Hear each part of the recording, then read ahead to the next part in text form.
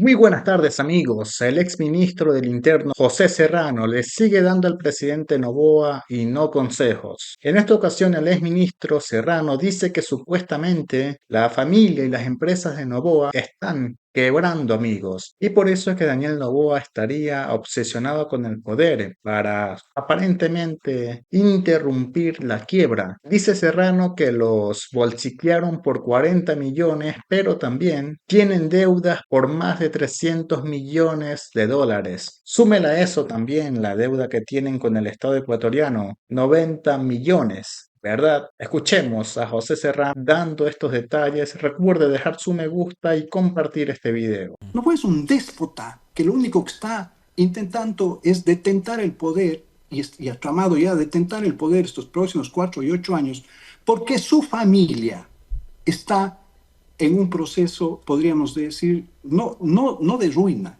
no, pero sí de quiebra de varias de sus empresas. El Grupo Novis está debiendo, tiene ya deudas por el orden de los 300 millones de dólares.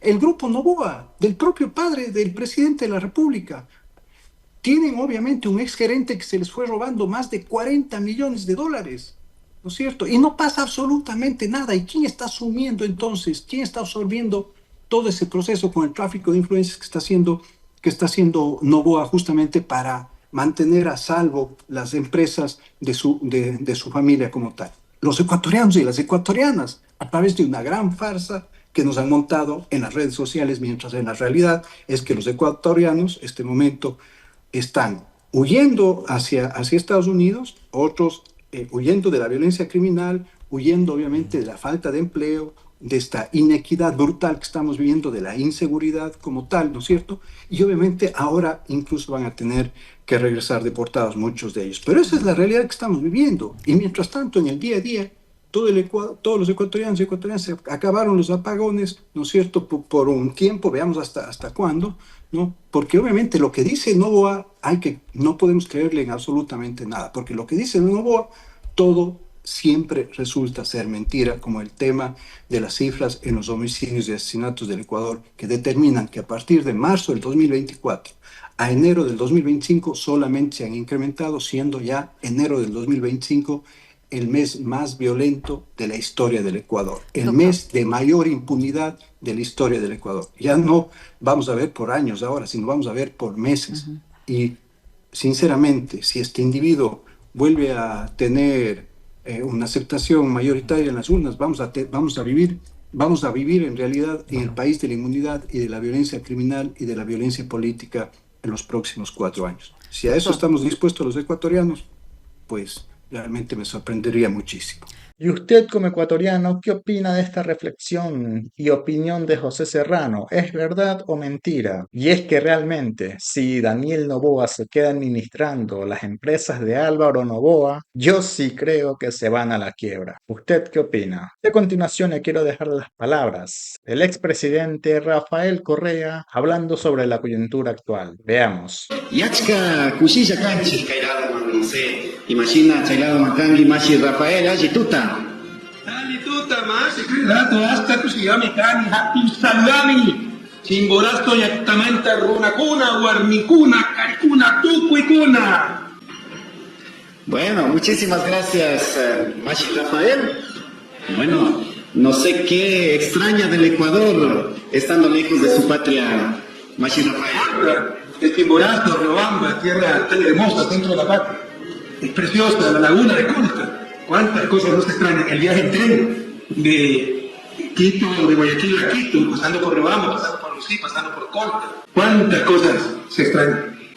Sí, Mashi Rafael, bueno, de la comida pienso que no extraña mucho porque hemos visto y hemos escuchado también que usted es bueno preparando la comida y hemos escuchado también que su regalo de Navidad fue unos delantales para la preparación de la comida. Todo el mundo me regaló delantales. Vine acá para la foto con los candidatos. Y todos me trajeron delantales y ella también me regalaron cuatro en total, y uno de fuera para asado. En todo caso, sí, yo preparo comida nacional, soy buen cocinero. Me sale muy bien el locro de papa, este de pollo, pero nunca son los mismos ingredientes, por ejemplo, para los ceviches, ¿no? Y por supuesto, cuisito no se encuentra. Muchísimas gracias, Mashi Rafael. Bueno, ya empezando con la entrevista, Queremos empezar también con algo que realmente nos preocupa. La preocupación también ha crecido en el tema de los migrantes ecuatorianos frente a las políticas de deportación por parte del presidente de los Estados Unidos. ¿Cuál es su opinión sobre esta situación y qué medidas considera que debería tomar el gobierno ecuatoriano para proteger a sus ciudadanos en el exterior y garantizar también sus derechos, Machi Rafael? Terrible, terrible, y peor aún que un presidente de Ecuador haya aplaudido todo eso. En todo caso, no le podemos exigir a Estados Unidos que tenga ecuatorianos, latinoamericanos en su país si no lo quiere, pero nadie puede aceptar que esta gente, esos hermanos de Colte, Chimborazo, de Guamote, huyendo de la pobreza, de Tungurahua, de Cotopaxi, de Bolívar, de Cañar, que desafiaron todo, arriesgaron su propia vida para darle una vida mejor a sus familias, a sus hijos, y fueron solo a trabajar, los traten como criminales. Eso no lo podemos permitir. Un gobierno digno como el de Petro en Colombia no lo puede permitir. Y debemos preparar planes de contingencia, plan de retorno. Ya sacó cualquier cosa la canciller, pues tonterías que les aseguro que es puro marketing por las elecciones, y son parte de lo que ya teníamos, el plan de retorno. Se requiere cosas mucho más fuertes, porque van a venir probablemente decenas de miles de hermanos ecuatorianos que vivían en Estados Unidos y necesitan puestos de trabajo. Por ejemplo, es clave crédito barato a largo plazo para que ellos puedan poner su propio emprendimiento, qué sé yo, comprar su tierrita en Colta, sembrar sus papitas, o un emprendimiento de cuyes, de puercos, etcétera, ¿no?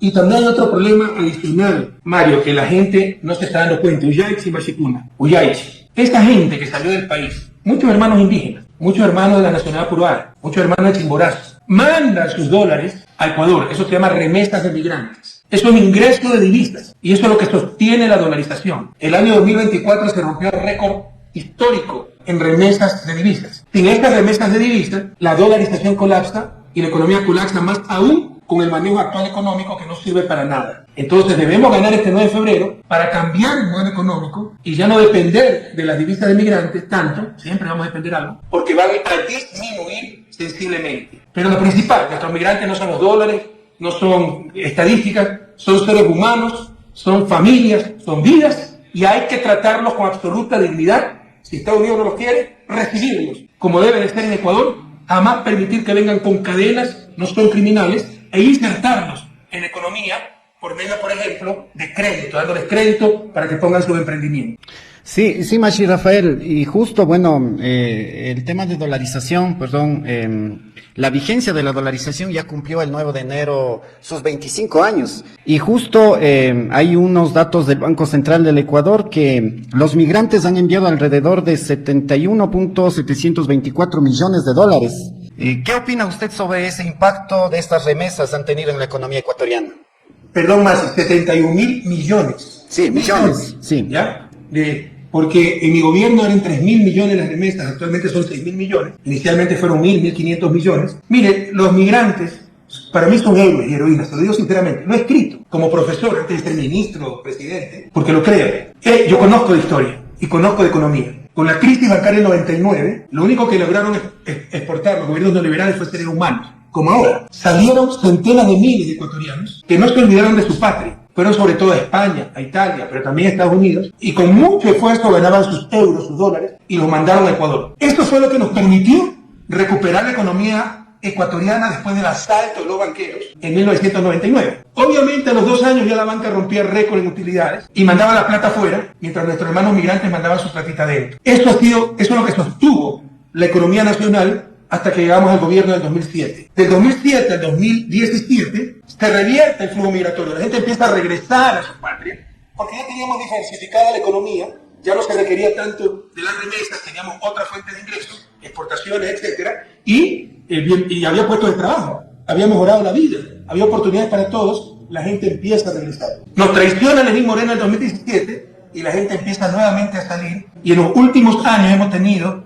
una salida migratoria de migrantes similar al de la crisis bancaria. Pero esos migrantes continuaron mandando sus divisas y el año pasado fueron más de 6.000 millones de dólares. El doble de lo que recibíamos cuando yo era gobierno, el doble. Más de 3.000 millones adicionales. Es una brutalidad para la economía ecuatoriana. Hasta Kuski. ¿Ok?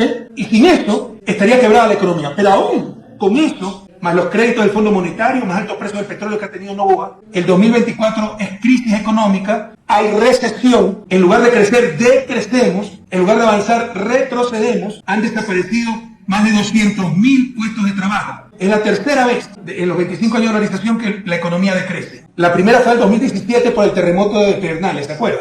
Sí. Decrecimos 0.7. 2020 fue por el COVID, decrecimos casi 9%, pudimos decrecer menos, pero estaba el inútil de Moreno, pero todo el mundo decreció. Y el 2024, donde debimos crecer mucho por los préstamos del Fondo Monetario, miles de millones de dólares, buenos precios del petróleo, remesas récord, pero por el neoliberalismo, la incapacidad del gobierno, la corrupción del gobierno, hemos decrecido, hay menos custi, hay menos empleo y la migración aumentó. Ahora los reprimen a los migrantes en Estados Unidos, un presidente que fue aplaudido por Novoa, ¿no? Que Novoa lo apoya totalmente cuando masacra a nuestros hermanos en Estados Unidos, y pese a que la economía ha decrecido, hay que prepararse para recibirlos. Pero si ganamos el 9 de febrero, le aseguro que en 6 meses se reactiva la economía porque sabemos cómo hacerlo. Muchas gracias. Bueno, en los actuales debates presidenciables, vicepresidenciables y también en el debate de los asambleístas nacionales, su nombre sigue siendo una referencia constante. Siempre tienen presente su nombre.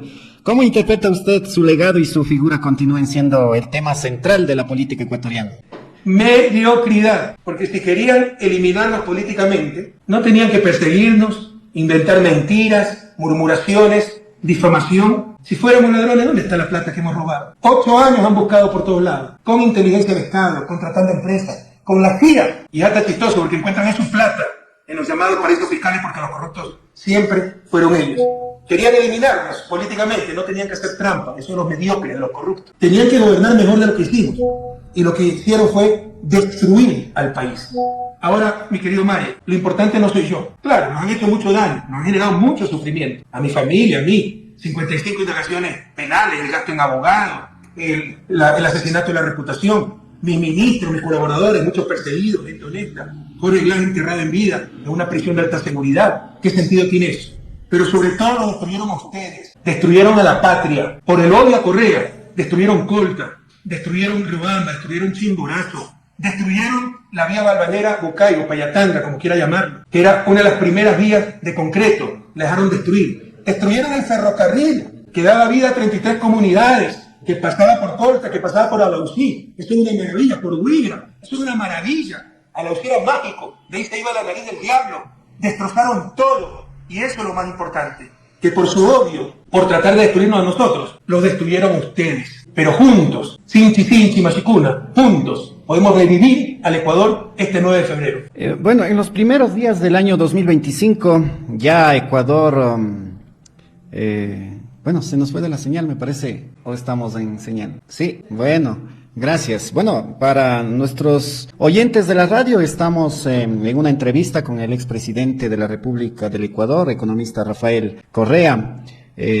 Para todos quienes nos siguen la señal de 100.1, también en las diferentes plataformas digitales, hoy estamos conversando un poco de la realidad nacional, estamos pidiendo opiniones sobre lo que está sucediendo en nuestro país, y hablamos un poco del tema de los migrantes, que muchos migrantes están preocupados, la familia también está preocupada, y las políticas de Estados Unidos han empezado una deportación, y hemos observado también en estos últimos días que algunos presidentes han pronunciado frente a esto.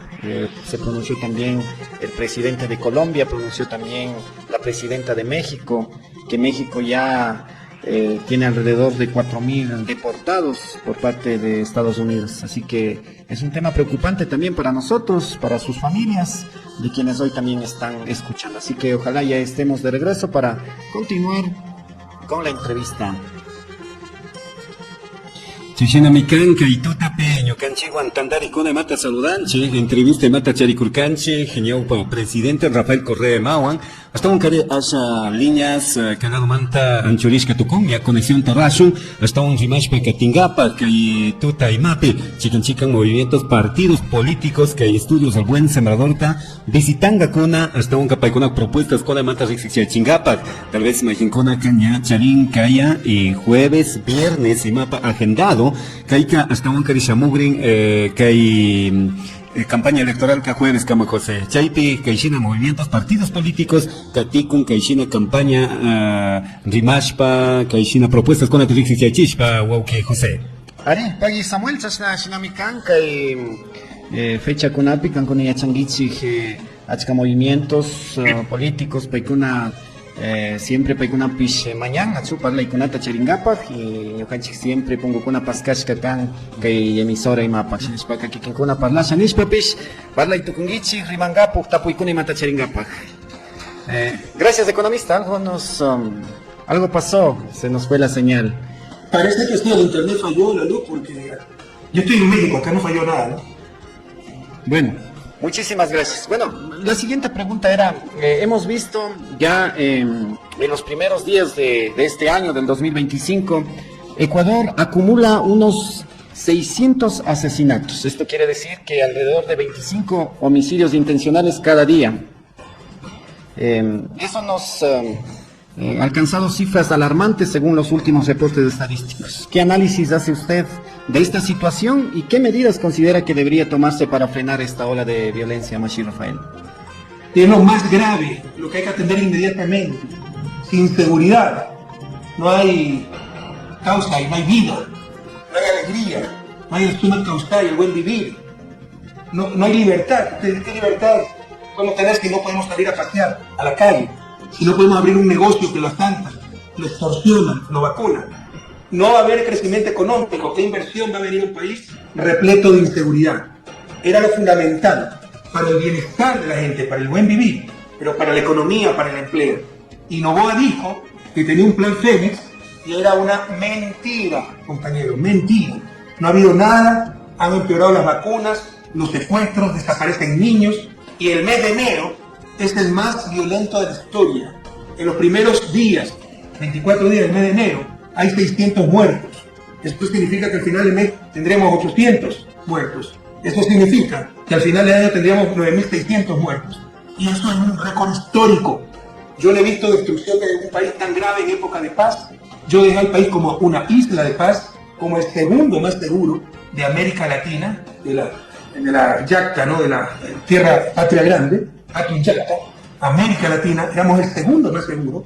Ahora somos de los países más violentos del mundo. Y ya la izquierda central no se salva de esto, ¿no? En Ambato, ¿cuántos asesinatos ha habido en el mes de enero?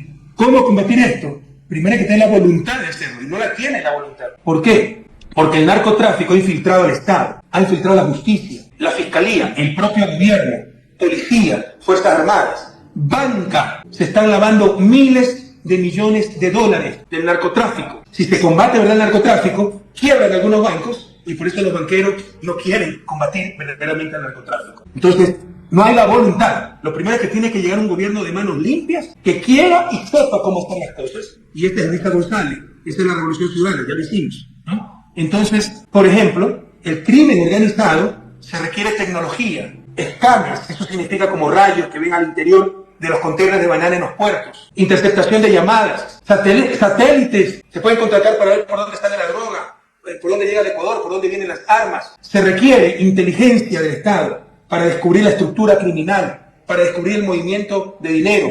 Se requiere cooperación internacional, porque la droga nos viene de Colombia, las armas de Perú, la droga va a Europa, pero nada de eso existe. Existía, todo lo destruyó Moreno, Ministerio de Seguridad, Ministerio de Justicia, Ministerio del Interior. Hay que reconstruir todo y tener la voluntad real, ser independiente de los banqueros, de todas esas mafias, la voluntad real para luchar contra la inseguridad. Sí, bueno, una reciente publicación de The Economist ha señalado a Ecuador como un nuevo narcoestado en América Latina.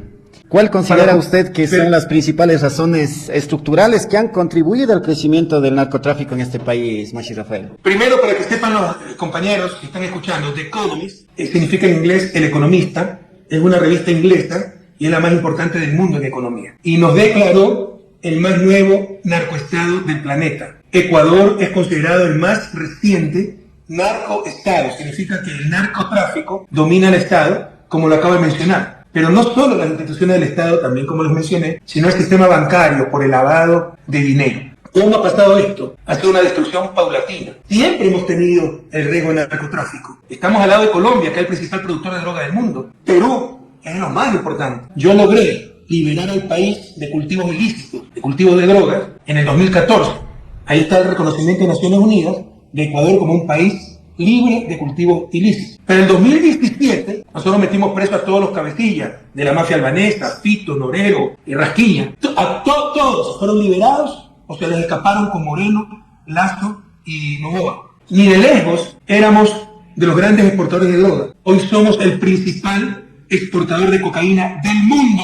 ¿Cómo sucedió esto? Destruyeron sistemáticamente al Estado por odio a Correa. Destruyeron un Ministerio Coordinador de Seguridad, que como les decía, coordinaba hasta con Colombia, con Perú. Las llamadas Conbifron, Comisiones Binacionales de Frontera. Combinábamos esfuerzos para la lucha contra el tráfico de drogas, que siempre hubo este peligro, pero defendíamos nosotros a la sociedad ecuatoriana, defendíamos al país. Del 2017 todo se destruyó y se infiltró el narcotráfico. Por ejemplo, el Ministerio Coordinador de Seguridad lo eliminaron. El Ministerio de Justicia, que se encargaba de las cárceles, lo eliminaron. ¿Y sabe lo que hizo Moreno en el 2017? En lugar de clasificar a los presos por baja, media y gran peligrosidad, lo que hizo fue repartirle los pabellones de la cárcel de Guayaquil a cada grupo criminal organizado, a cada banda. A los choneros le dio un pabellón, a los lobos le dio otro pabellón, a los tiburones otro pabellón, y de ahí dirigieron el crimen organizado y siguió infiltrando al Estado. Se eliminó el Ministerio de Interior, encargado de la policía y exclusivamente de la seguridad ciudadana. Se destrozó la inteligencia del Estado.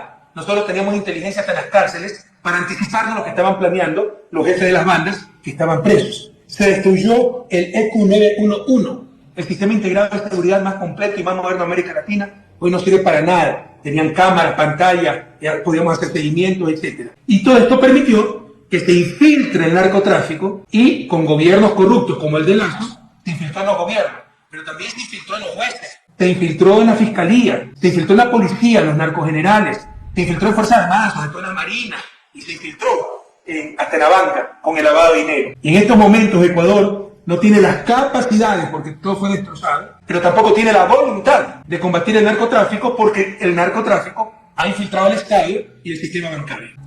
Bueno, Luisa González ha señalado reiteradamente que ha recibido amenazas de muerte.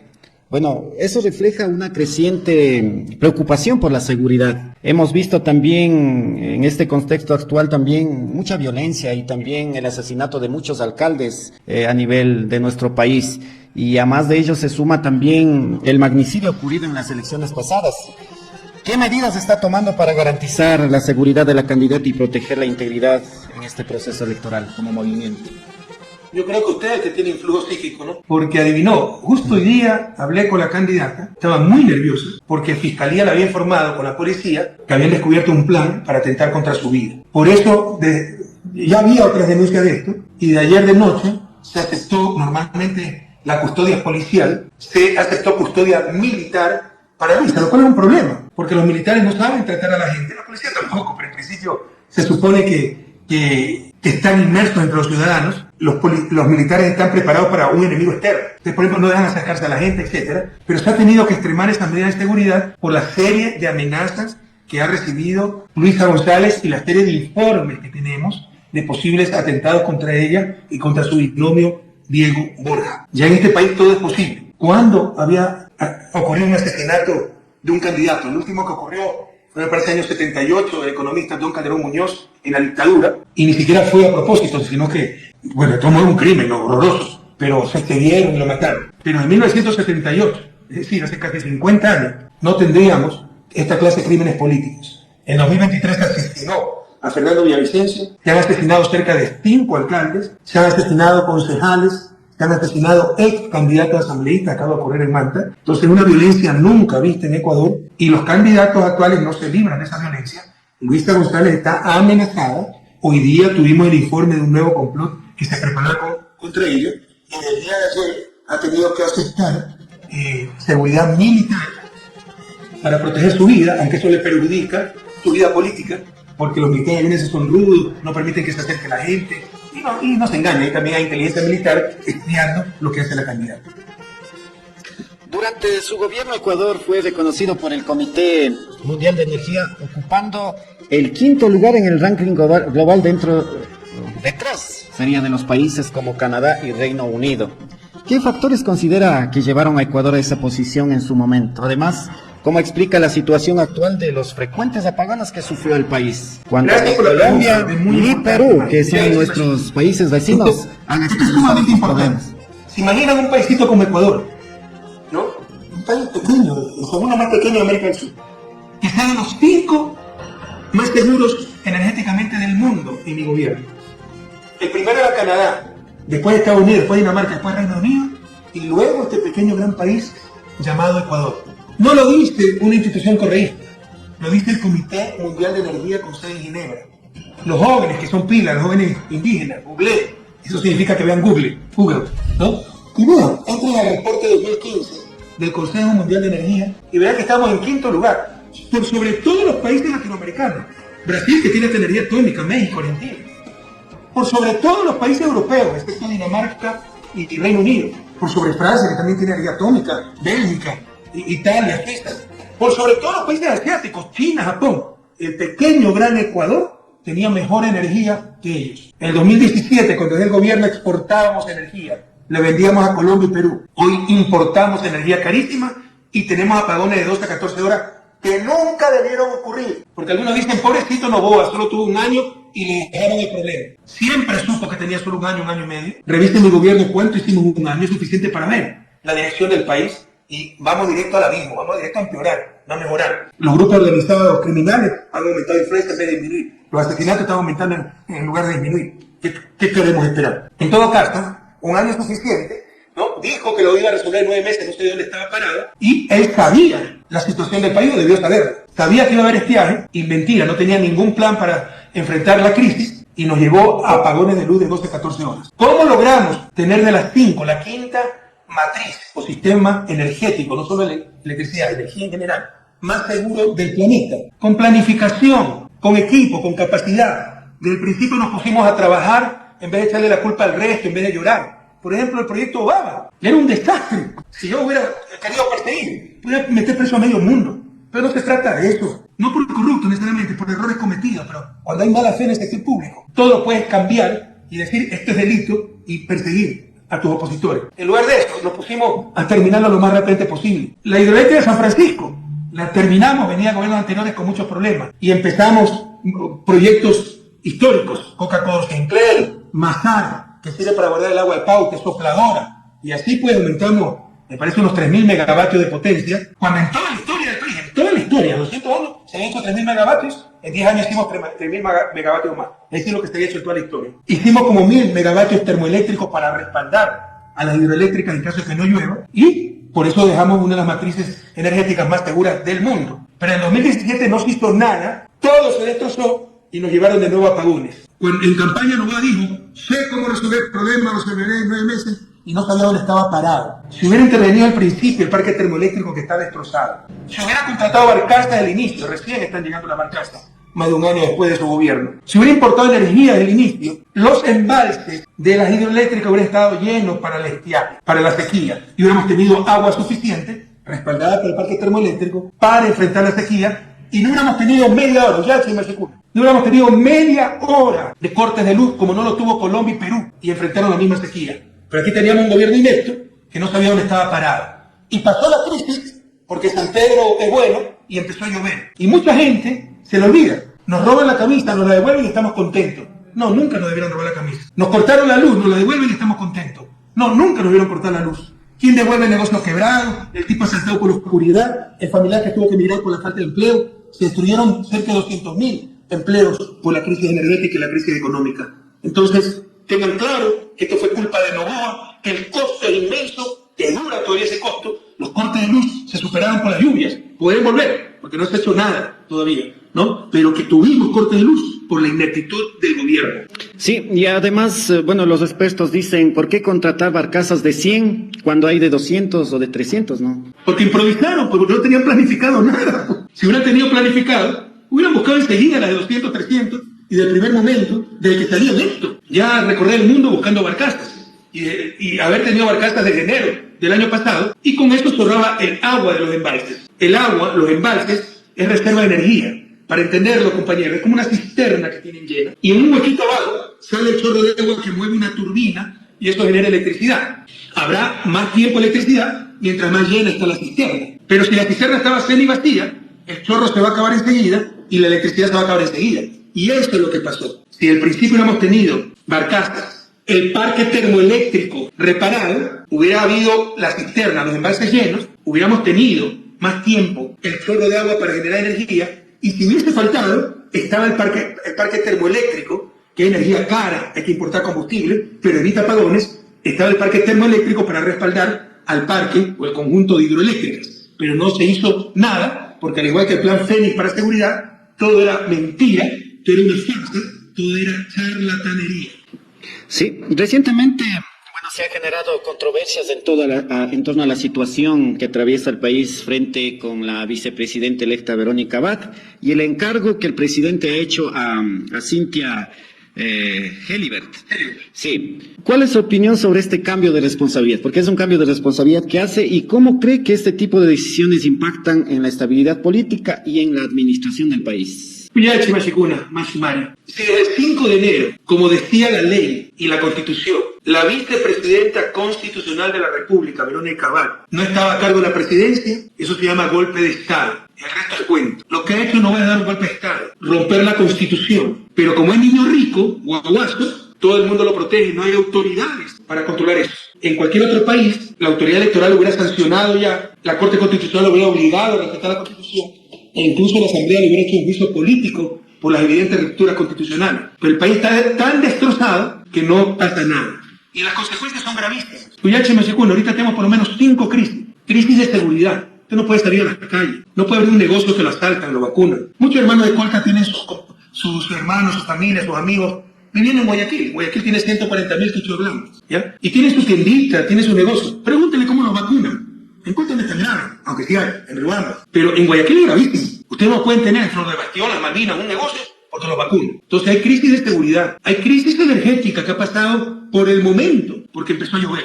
Pero si no, seguirían los cortes de luz, porque todo está destrozado y este gobierno no sabe dónde está parado. Hay crisis económica. Estamos decreciendo. En lugar de avanzar, retrocedemos. En lugar de ahorrar, tener más cusqui, estamos perdiendo cusqui y perdiendo puestos de trabajo. Tenemos crisis de servicios públicos. No hay ni siquiera medicina en los hospitales. 200.000 niños han salido del sistema educativo. ¿Dónde están esos guaguas? O migraron con sus padres unidos a bandas criminales. Registro civil. Yo es el mejor registro civil del mundo. Sacado en 20 minutos la cédula. Eso no lo saca en Europa, en Estados Unidos. Con turnos electrónicos. Hoy no logran ni sacar el turno para pedir pasaporte y visa, que se lo dan pasaporte y cédula que le dan 6 meses después. Y todo es corrupción, tiene que pagar tramitadores. Y existe una quinta crisis, que es la crisis democrática, la crisis institucional. Noboa ha roto la ley, la Constitución, destituyó a su vicepresidenta, nombró a dedo 2 vicepresidentas, a su propia secretaria, que nadie la conoce, nadie votó por ella.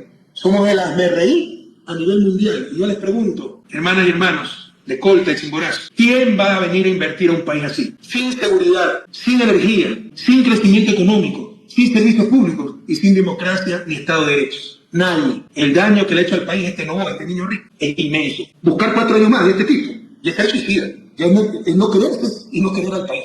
Porque sería terrible.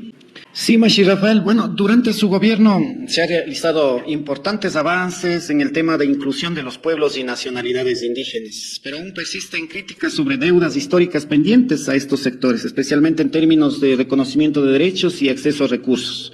¿Cómo evaluamos el progreso en este aspecto y qué medida considera necesaria para saldar esas deudas históricas? Machi Por supuesto que falta todavía mucho más, avanzamos muchísimo. Por ejemplo, la Constitución del 2008 declaró al Ecuador un Estado plurinacional e intercultural, al quichua, al shuar como idiomas de interrelación dentro del país, ¿no? Se reconocieron derechos, justicia indígena, regiones indígenas, donde se habla más quichua que español, ahí la justicia, los letreros en las calles, todo tiene que ser en quichua, ¿no?